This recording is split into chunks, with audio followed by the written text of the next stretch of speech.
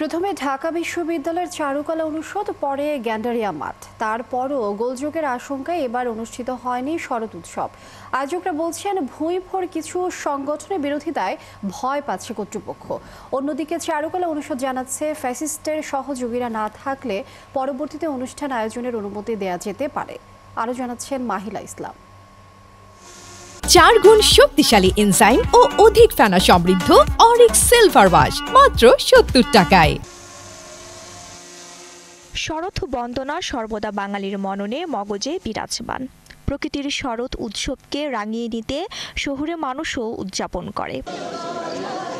19 বছর ধরে চলা সত্যেন সেন শিল্পগোষ্ঠীর শরৎ উৎসবের কথা ছিল চারুকলার বকুলতলায়। তবে শেষ মুহূর্তে অনুমতি বাতিল করলে অনুষ্ঠানটি স্থানান্তর করা হয় গ্যান্ডারিয়ার কৃষলয় কচিকাচার মেলার খেলার মাঠে। তবে সেখানেও আসে বাধা।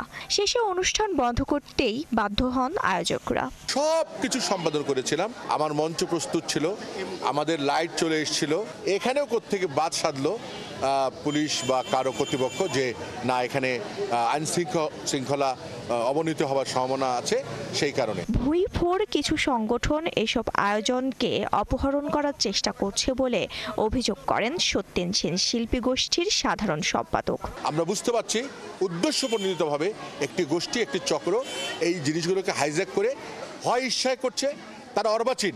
কারণ তারা উল্টো গভর্নমেন্টের লোক মনে করছে যে গভর্নমেন্টকে সহায়তা করছে, তারা গভর্নমেন্টকে বেকায়দায় ফেলছে, গভর্নমেন্টকে বিব্রত করছে, সারা বিশ্বে বাঙালি সংস্কৃতির একটি কুৎসিত দিক দেখাচ্ছে।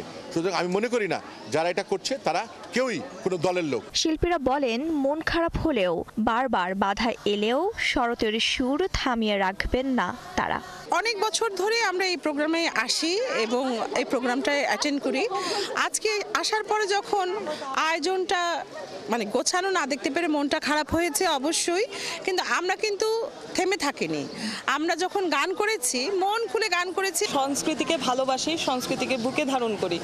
এখানে অভিযোগ করাটাও তো বেমানান। আমি বলবো যে শরৎ বন্দনা, শরৎ উৎসব উদযাপন হয়তো বা বন্ধ করতে পেরেছে। আমি কিছুক্ষণ আগেও তাই বললাম, শরৎ ঋতুকে কি আটকানো গিয়েছে?